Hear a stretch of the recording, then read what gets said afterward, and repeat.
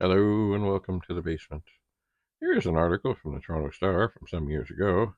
You may recognize that fellow there. Certainly his hair is darker and his beard is shorter. But that's me. Now the paper is some yellowed. It was February 17th, 2008. So 15 and a half years ago or so. But while I'm here, I think I will read this. Because, well, you know what? The thing when some media person comes and interviews you, you never know if it's going to be accurate or not, no matter what you say, no matter what you do. And there are some things in here that were not accurate. But I will let you know what they are. Anyway, hall monitor Dave Bradley gives a student a high five during his rounds at Earl Hague Secondary School. Julian Faulkner called for more hall monitors in his report on school safety last month. And the title of the article is Keeping Tabs on the Kids in the Hall, Part Bouncer, Part Buddy, School Hall Monitors are kind of thin blue line between calm and chaos. And this was written by Louise Brown, education reporter for the Toronto Daily Star and such. One morning in Toronto's biggest high school, during the 3-minute crush between periods, hall monitor Dave Bradley spots a girl waving something metal in the air. He melts into the crowd and resurfaces at her side. The two speak briefly, then laugh, and he dissolves back into the mob. Just needle-nose pliers for tuning her guitar, says Bradley, one of the two hall monitors at Willard's Earl Hague Secondary School, where the arts program has its share of guitar players. Back at the intersection of corridors he calls Grand Central Station, Bradley keeps scanning the crowd, listening, double-checking that those guys over there are just play fighting, watching that clutch of kids he suspects are heading out to smoke weed in the park, monitoring the intensity of a lover's spat by the door, reminding grade 9s not to litter. I read faces. Who's mad? Who's sad today? What's the mood? Is there tension? Says 42-year-old Bradley, one of the 157 adults working as hall monitors across Canada's largest school board. Part bouncer, part buddy, hall monitors are a sort of thin blue line in Toronto schools between calm and chaos, providing a watchful eye, an ear to the ground, and a bridge between kids and authorities.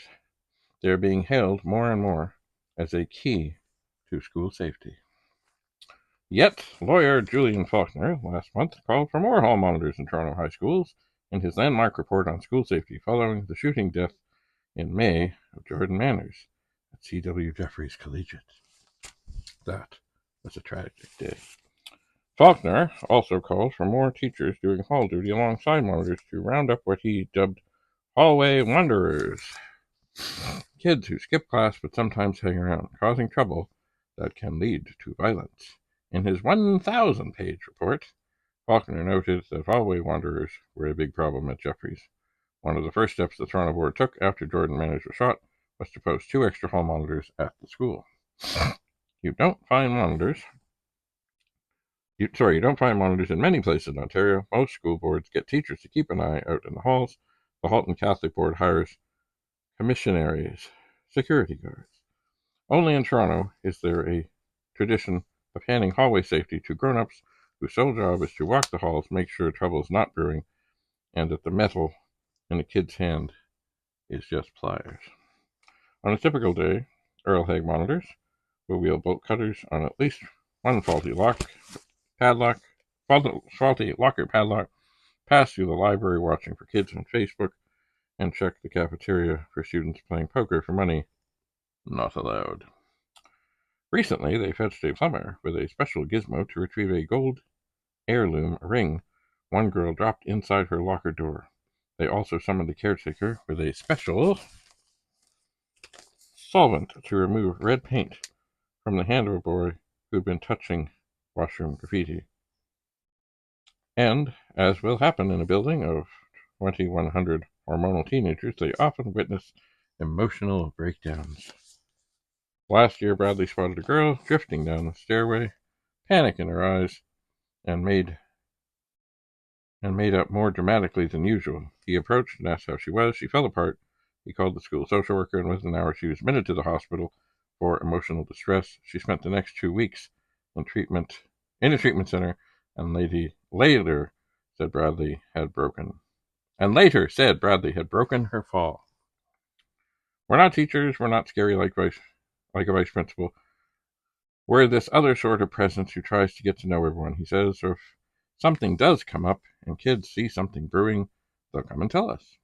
The hall monitor system is sort of a cop on the beat approach to school safety, far from the metal detectors of America's blackboard jungle. Monitor Trish Groom, 45, says raising a teen has taught her the value of the carrot over the stick.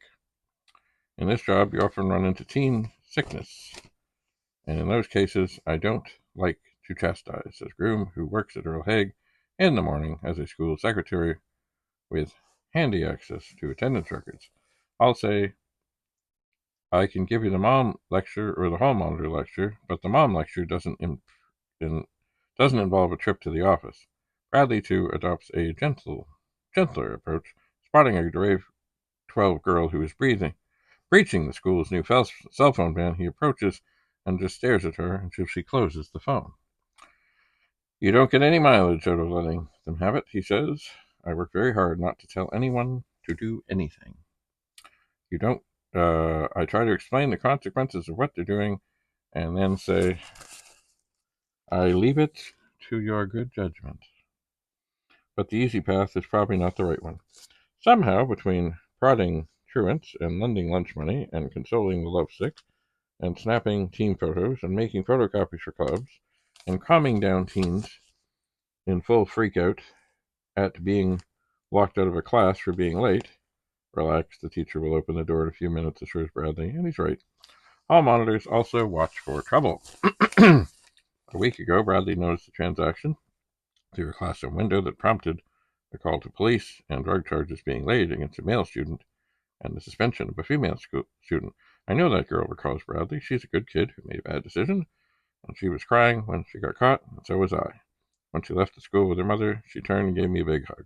And she'll feel comfortable coming back to school and getting on with her life. Earl Haig principal Bev says she couldn't do her job without hall monitors. Although relatively peaceful, Earl Haig isn't immune to strife.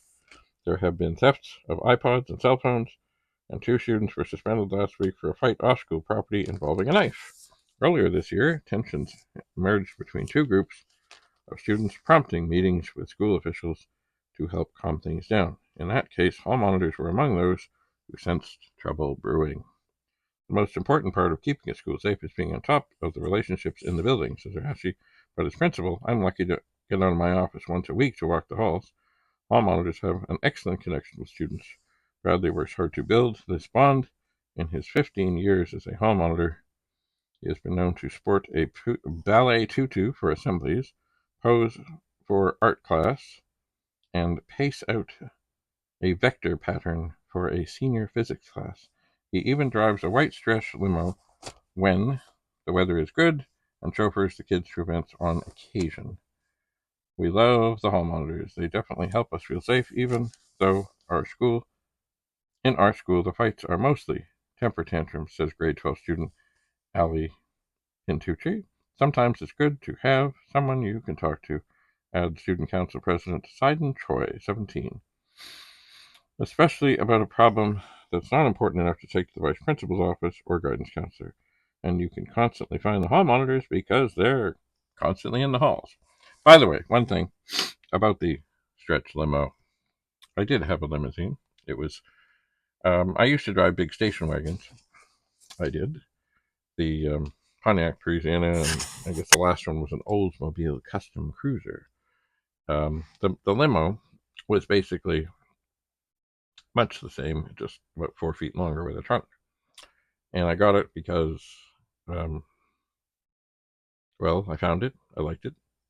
It was kind of the same as the thing. Now, none of them were good on gas, and I'm not glad they're gone, but certainly they had big V8 engines, and they would, as someone said, especially the Oldsmobile, which had a 307, that they were thirsty. The others had a 305. But anyway, I did have that, and you know what? Actually, in the time I had it, all I really did ever with the school, I drove administrators and things over to commencement because commencement wasn't in the school because the school auditorium was too small.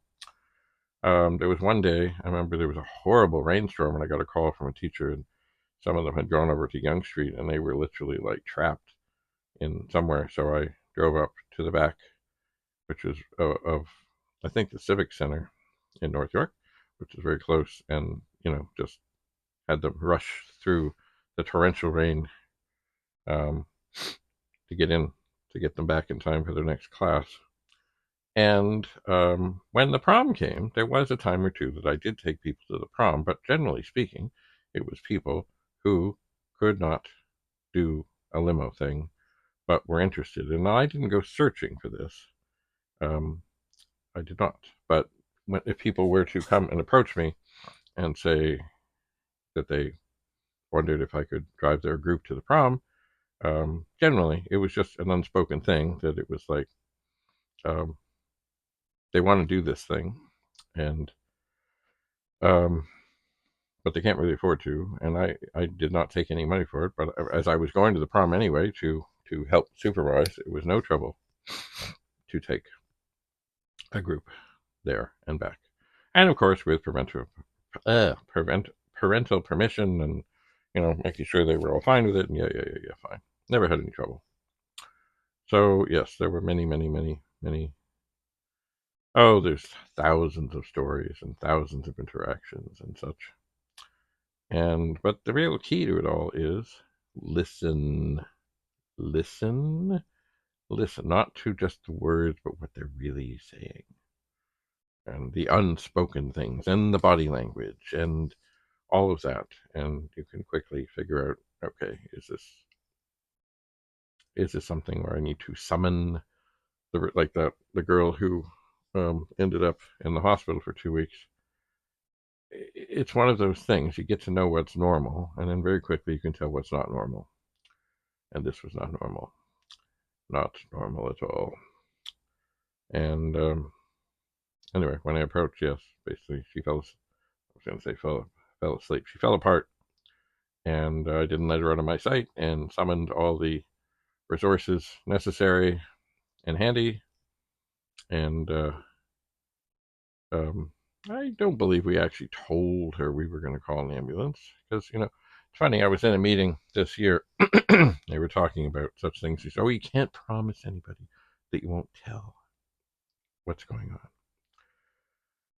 on." To which I agree, but disagree, because look, if I've got somebody who's come to me and obviously they're in a horrible state of distress, if the only way that I think that I can make sure that I can save them is to perhaps tell a little white lie about confidentiality or whatever, then I will. Because as I said in the meeting, I said, no parent or guardian or grandparent or brother or sister wants to hear, "Don't worry, the board's policies were all followed, but your child is dead." No, no, no, no, no, no, no, no. They don't want to hear it. So we do what we must do. And indeed, a lot of it is just being around, being visible, being accessible, being approachable, and listening. Listen. We had a thing at Earl Haig. It was called D.E.A.L, Drop Everything and Read. And for 20 minutes every however many days, everybody was supposed to stop doing what they were doing and read something. Now, it's funny, I heard stories about another school where even the hall monitors were doing all this.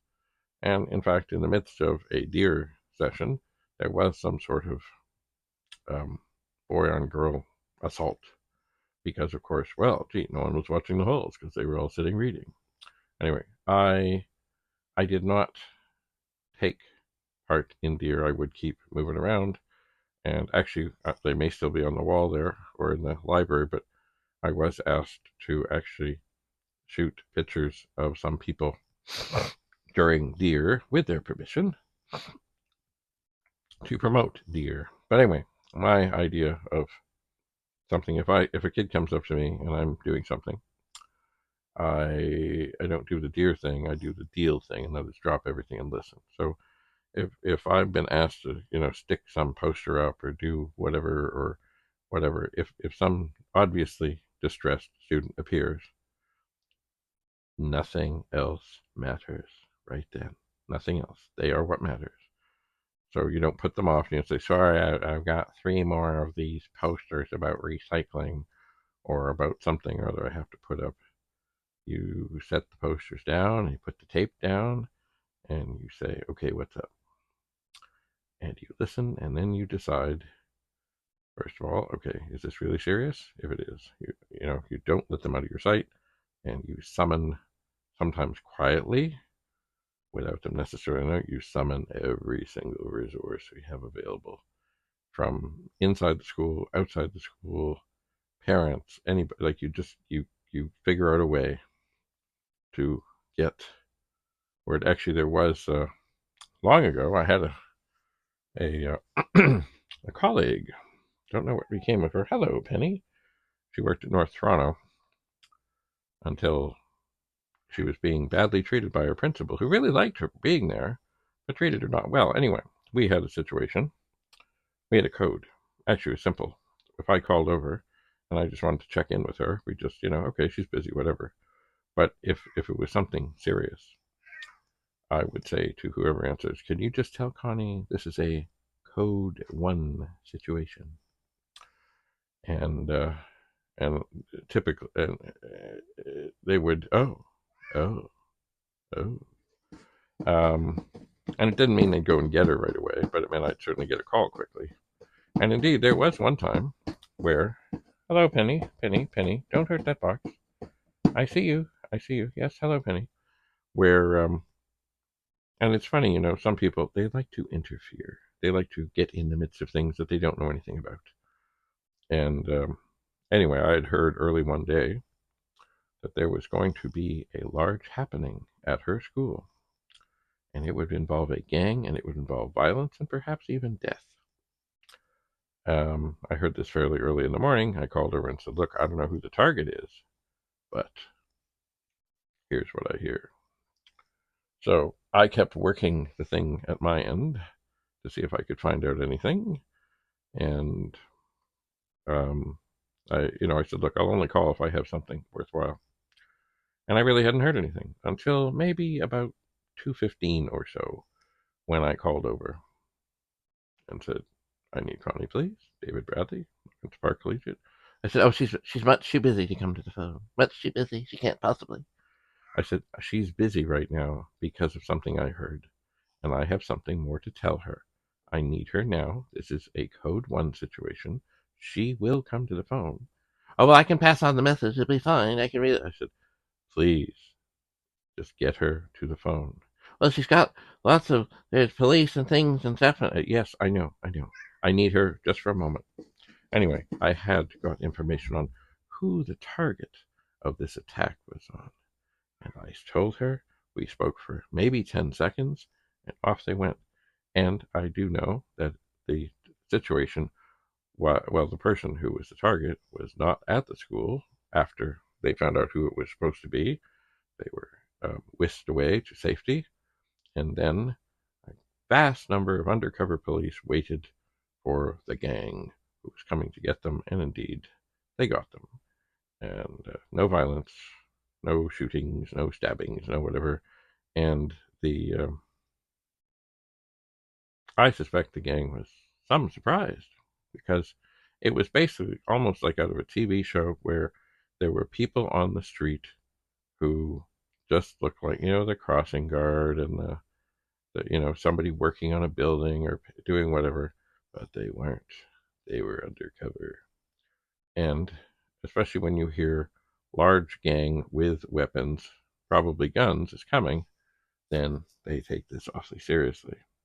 They were coming on the subway, and they did. They actually had people in the subway who followed. So, but basically, they had a plan of where they could, they knew the terrain, they knew the area, and where the best place to sort of um, announce themselves and diffuse the situation. Anyway, So yes, you know what? Home monitors do good things, and but it really comes down to listening and caring. And it bugs me when some people say, "Oh, you care too much." But you know what? If some kid appears and they're in obvious, horrible distress, really, them going to class at that moment does not matter. It doesn't matter.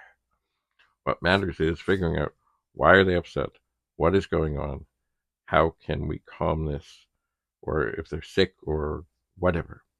And of course, there will be people who take advantage, and you'll see people where you're like, "Oh, you again," oh, but like the little boy who cried wolf. You know what? I may be fooled, but I won't be fooled very often, and I won't be fooled by the same person very much. I won't. Anyway, let me just check this. Yep, we're still recording. Anyway, so here is the article from many years ago, many years ago. I know there are a lot of people who wander the halls and take great pride in what they do. They are underappreciated and undervalued by some people, certainly not by the people they help, not by their parents, not by the community, etc., etc., etc. Yeah, so we carry on. So there I am from some years ago, because I think it said 15 years then, but I think even then I'd been doing it more than that. See, that's one of the things about reporters is like there's some stuff they say, and you like if I had read this ahead of time, where it said I didn't just get the limo to drive people around. It was special events, special circumstances, and and mostly to give people who couldn't do the limo thing to the prom. Now, did I like the car? Yeah. Did I like driving it? Yeah. It was comfy. It was great. It was essentially like a minivan in another form, and it was cool. But sadly, at some point, the timing chain slipped, and So I sold it to a fellow who said he would get it all fixed up, and I said, "Good, good, good, good, good, good." Anyway, I will set this aside. I don't. Oh, I see. You know what? It's funny. I see a frame here. I don't know if this would fit in there. It might. I'll see about that. Anyway, it's a little discolored, but after so many years, we all have our blemishes. Anyway, thanks for coming to the basement. Have a lovely, lovely day. And hope if you have kids in school, I hope you have a hall monitor there. And if you don't, then I hope they have other people. And one last thing. The thing I always found about teachers wandering the halls is that they don't do it all the time. They're assigned it 1 week or 1 week. The thing that is so valuable about somebody who's dedicated to being in and around is they get to know very quickly what's normal and what's not normal. For somebody who is just, does it once a week every like 8 weeks or whatever, they don't know that, the car that is pulled up out front is the one that has been rumored to be trouble, or they don't know, that there's been trouble between a certain couple or a certain gang or groups of people or other things. The continuity is vital because it's not like everything gets wrapped up like on a TV show. Like, oh, something bad happened. Okay, we now have like 42 minutes to resolve it. Situations can linger. Now, of course, we do our best not to have them linger, but sometimes they do. And you got to be on top of round one, round two, round three. Hopefully, you get it stopped even before there's round one. But things happen. They do. Anyway, enough for now. I will continue to move things upstairs and sort things and tinker on things. And you know what? Right now, I'm getting hungry. So I think I need to eat something. I think, what is this bag? Hang on here. What is this bag? Oh, yeah. I've looked at this already. It's hinges. I need to line them up with a particular door. And I can't really probably get to the door right now, shocking as that might be. But I know where it is, and I will put them close by. So oh, wait a sec. Maybe we'll end with the sayings of Poor Richard. Let's see. Let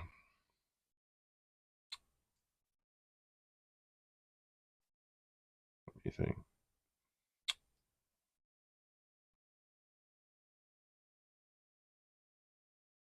Be not sick too late, nor well too soon.